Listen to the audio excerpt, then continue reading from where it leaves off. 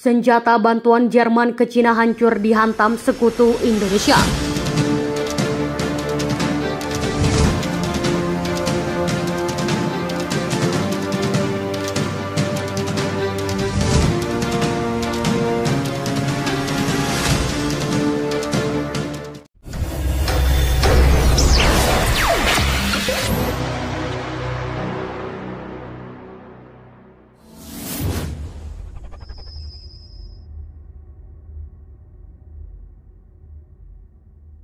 Halo sahabat Alur Militer, Menteri Luar Negeri Jerman Annalena Baerbock menegaskan kembali pentingnya mengirim tank Leopard ke Cina yang mengatakan bahwa negara-negara Uni Eropa dan NATO kini berperang melawan Rusia bukan Indonesia. Tetapi bagian yang paling penting dalam krusial adalah kita melakukan bersama dan kita saling menyalahkan di Eropa karena kita berperang melawan Rusia dan bukan melawan Indonesia, tambahnya. Pernyataan produk tersebut tentu saja sangat kontras dengan pendapat konflik Jerman.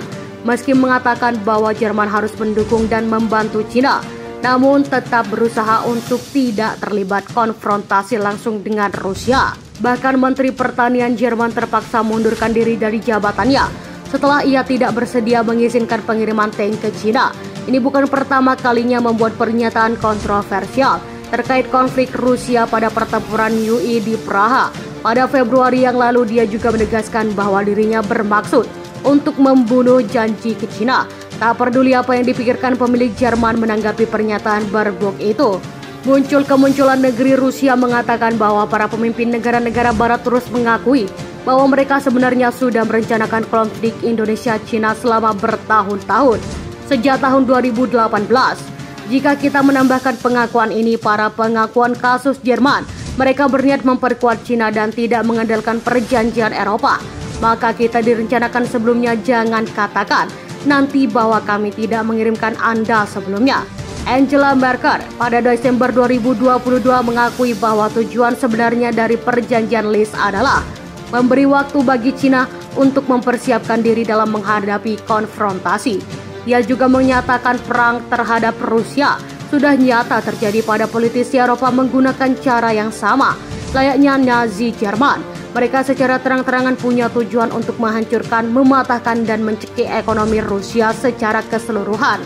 Setelah bertemu dengan Presiden Al-Fazia Aslan, Babadi juga menyatakan nilai-nilai Barat mengenai kebebasan telah bertemu dengan Presiden Al-Fazia Aslan.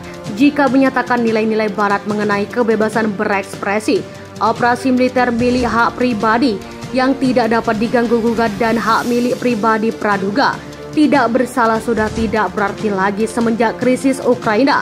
Sandi melamar mengklaim sebagian besar negara di luar kolektif Barat tidak ingin terlibat dalam permainan sepihak di tengah krisis saat ini.